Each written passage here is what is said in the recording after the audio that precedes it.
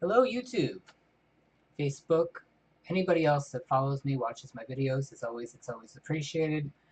The topic of today's video is going to be No Man's Sky Next. Now, this needs to be gotten out of the way, and it's something I wish a lot of people would be honest about when they do review videos, fangirling videos, whatever. I am a fan of No Man's Sky. Now, admittedly, fan for different reasons than most people. But this is something that people seem to have a real problem with. Not being honest about their opinions, be it gaming or anything else. Please be honest with your opinions. Don't deride something if you've never played it. Don't deride something just because the media expects you to deride something. Don't deride something just out of a sheer sense of trolling. Be honest about your opinions.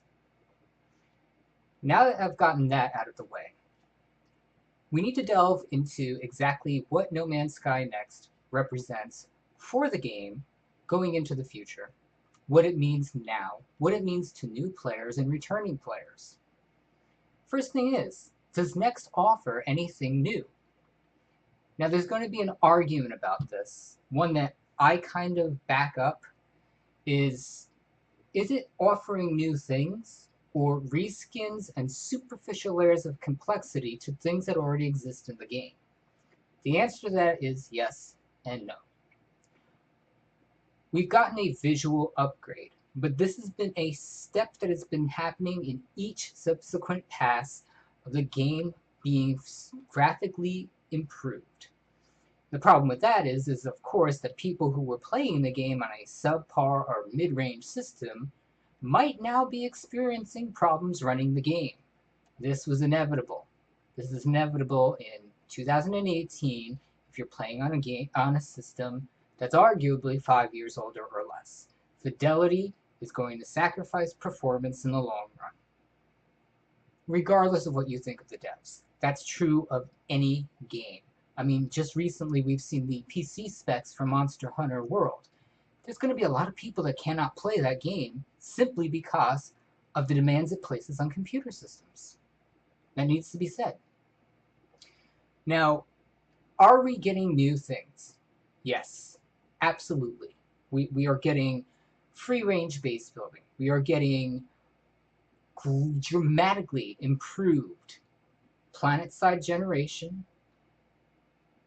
We're getting dramatically improved environments, sound. Crafting has received arguably an improvement and an expansion, as has base building. We're also getting a sim within the game of fleet management, kind of a very rudimentary management system of you owning a fleet and sending the fleet out onto missions with or without you. You don't even have to go with them, and it happens in real time. And there's consequences and rewards for those missions. It's arguably, in my eyes, the most important feature of Next, because it represents a step towards doing amazing things in terms of managing systems in the game and how involved you get players. Because while base building is nice, it's not really that significant. There still isn't enough, in my eyes, attached to it to make it important. But the rewards and the sense of exploration that space provides is arguably more important than planning yourself on a single planet right now. That's where I run into, are there superficial layers painted onto things to make them seem new? Yes. Arguably, the most glaring one of that is the harvesting and crafting system. Nothing new has been added to them. You just have layers to them. And arguably things that were simplified in subsequent patches, going from the base game up to Atlas Rises, now have unnecessary layers of complication again. Most glaringly, refueling your ship. I don't understand why you would penalize players by making extra steps to something as simple as fueling your ship to explore and travel. That didn't need extra layers. Harvesting resources for crafting, having to add another layer or sometimes two of refinement is something the game did not need. Nobody was really asking for that. I don't think any existing players, the 5,000 or so that stuck with the game, were looking for this. Arguably, we weren't. And this is where I come into, is No Man's Sky slowly starting to show its crisis of identity? I don't think, and just judging from recent interviews with Sean Murray, the intent behind No Man's Sky was never to make a realistic space sim. This is not Star Citizen. This is not any physics-based, reality-based, it's not Kerbal Space Program. This was originally designed as a solitary experience of exploring and immersion. What they're doing now is arguably trying to add unnecessary layers of realism that the game does not need. It is a fantastical game. It is not rooted in tenets of science, of physics, of realism. It's fantastical. That's the point of video games, is to immerse you in worlds that probably will never exist. But what they're doing now is they're pandering. It looks to me like pandering to people who wanted a space sim, who wanted realistic planetary orbits and planetary rotation and day and night cycles and realistic animals and realistic space physics. They're pandering to them now for some odd reason. That's not the people that want your game. And arguably, those people are already looking into other games. They're looking into Star Citizen. They play Kerbal Space Program. They're not interested in No Man's Sky to begin with. So adding these superficial things are not going to garner these people to buy your game. Now, arguably, any gamer who likes games should try No Man's Sky. All of you out there that love video games, that love the feeling you get from video games, of exploring an open world, you should try it. Arguably, I think today was the last day of the sale at $30, but you can find it pretty much anywhere for a very reasonable price. It's not a title that I personally still think should be $60. It's not there yet. Not there. It's close. It's very close. $30 to me is a bargain for this game. But who they're marketing to me, is confusing. You should be marketing towards realistic space sim people. You should be marketing to people that like open world games and exploring. And now that we have multiplayer, people who play with their friends. This was the appeal of Sea of Thieves, even though that game had zero content. This game has content. Maybe not as in depth and as appealing as some other games, but it's there. Now this is going to be where I lead into how relevant is multiplayer in No Man's Sky. And again, this plays into the idea of identity crisis. Sean Murray in recent interviews had said that the original intent behind No Man's Sky was an immersive single-player experience. And every subsequent patch that we have received prior to Next has fleshed that out immensely, giving you more things to do, more things to explore, more reasons to explore, more reasons to invest in the systems in the game. If that was the intent, why pander and introduce co-op? Because what we have right now is not full multiplayer. And again, that's because No Man's Sky is not an MMO. It is not a co-op shooter. It is not a BR. It is, for all intents and purposes, a single-player survival, crafting, and exploration game, which now has co-op multiplayer tagged onto it. And what they've added to it, while it works immensely well, has no relevance. There really is no reason to play with people. There's no huge reward for playing with people. There's still issues with initial ownership of a base.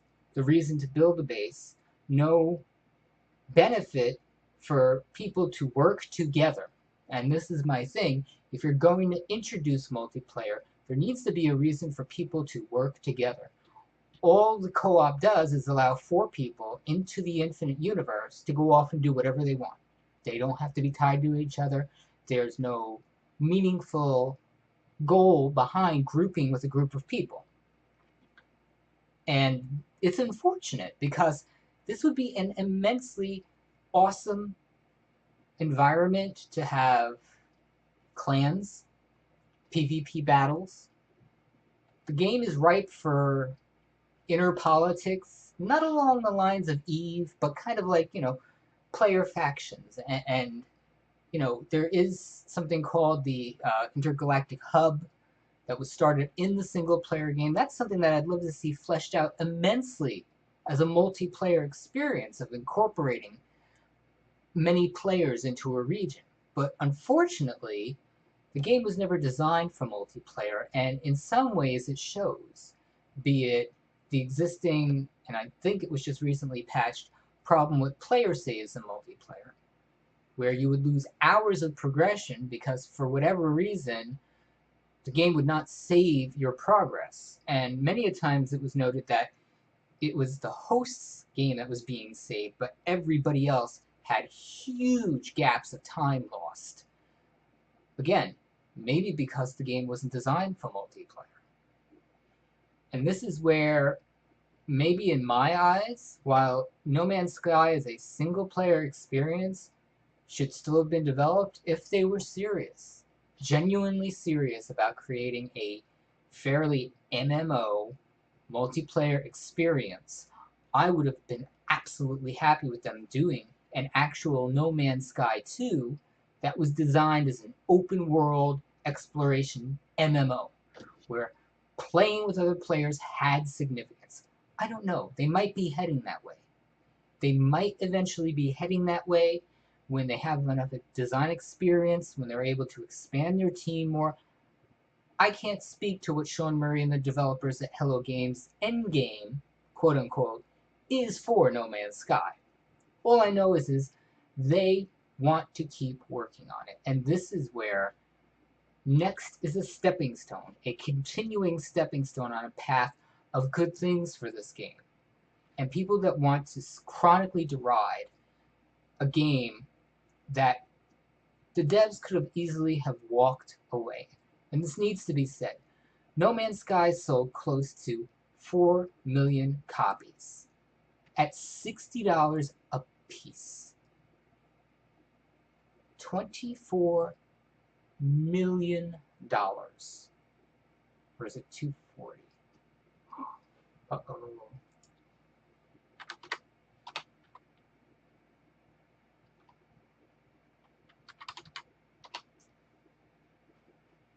Don't mind me, because I'm brain dead as usual. Yeah, so it's like $24 million. No. 40 times 60. Oh, $240 million. Don't mind me. North American math. So think about that. The average person could live comfortably for the rest of their lives on $10 million. At their peak, there were 16 devs at No Man's Sky Hello Games. They easily could have walked away each and never had to do anything for the rest of their lives. But they didn't. They felt they owed their community and their players and themselves to go back and work and make an experience they wanted to present to people. And that's something that you can be the most cynical, divisive, angry gamer out there and have an opinion about everything. But if you're going to be so virulent and so targeted against Hello Games, Sean Murray, and No Man's Sky, you need to be really, really honest about every early access game that has baited and switched and scammed people out of money. I'm talking games like Cube World and DayZ. DayZ, a game that has sat in development early access for 7 years and still has nothing to show for it. Star Citizen, a game that, mind you, by Chris Roberts' own admission, was self-funded in 2015. You still don't have the single-player game that was promised. You have a public alpha that doesn't work right, runs horribly, and now just recently gated a simple feature as mining behind a $150 paywall to purchase a ship. And they keep doing this, and people don't seem to have much of a problem with it. Imagine if tomorrow Hello Games started charging $60 for new ships, or, God forbid, charge for paid DLC. Imagine the internet war that would start. So I really wish, in the end, please be honest. Please be honest and be willing to admit that sometimes you're wrong. Sometimes people do deserve a level of redemption. Because Hello Games is not just one person. Hello Games is not just Sean Murray. Hello Games is a team of developers. People who undoubtedly work very hard at what they do. A small team that, up until No Man's Sky, had never done a game on a large scale. Were they overwhelmed? Yes. And as Sean Murray admitted in interviews, not only were they overwhelmed, not only did they have issues with losing progress of development, they actually ran out of money.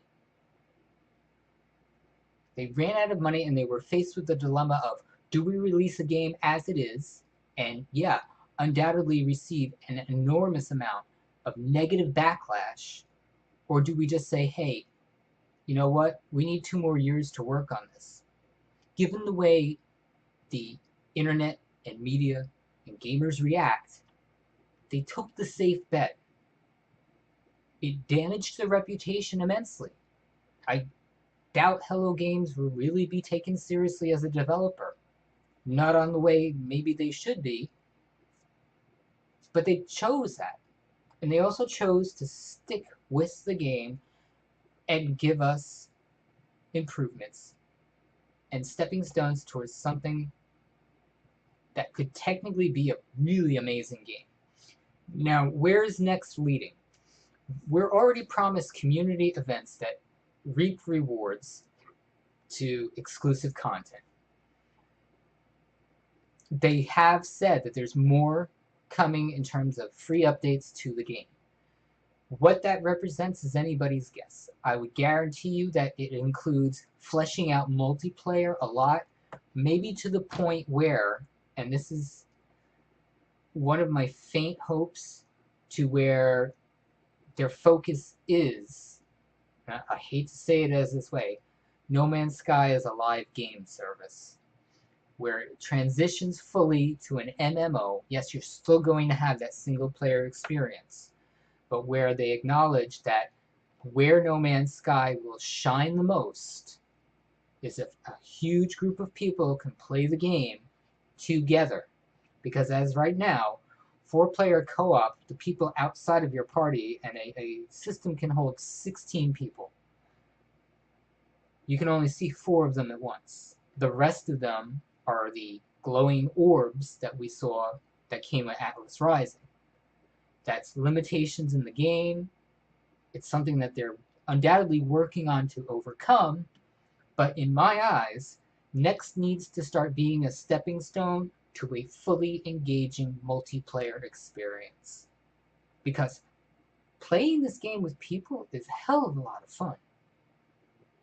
I jumped into 2 or 3 anonymous people's gameplay, and it was fun. We actually enjoyed exploring together and communicating, and not only that, sharing other things that we love about science fiction, gaming culture. Games have always been this amazing medium to bring people of divergence together. That's what gaming does best. They have the opportunity to continue to do this and do it really well. Every subsequent expansion or update to the game has seen so many improvements, be it visual fidelity, depth of gameplay, new features and new systems that, as their ability to develop the game at a better rate with more features increases, the game is going to be amazing. Still gonna take time. If they're going to insist on keeping this as a small in-house venture, it's gonna take time. Not many gamers are that patient. But if you're willing to sit and grind inside a game like World of Warcraft and be in denial that that is literally the exact same grind that you do in No Man's Sky, and for some reason, because it's No Man's Sky, it's inherently 10 times more negative and 10 times more worse, you're being dishonest to yourself and to everybody else around you. So I'm going to close this with this very simple phrase. Please buy No Man's Sky. Set aside whatever your opinions are about Sean Murray. Set aside everything that you have read up until today, the day I post this video. Do yourself a favor. Steam offers a refund. You play less than 2 hours of the game, you don't like it, refund it. Resell it. Do whatever you feel you have to if you don't like the game. But I will say this. I guarantee that there will be something in this game that you like. Maybe not the entire experience, but there's something. There's something in there for everybody, and they keep making those somethings better. For me, there's an amalgam of different systems and different experiences within the game that I love enough that I've stuck around. And I encourage other people to buy the game and play it. So please, think it over. Thanks.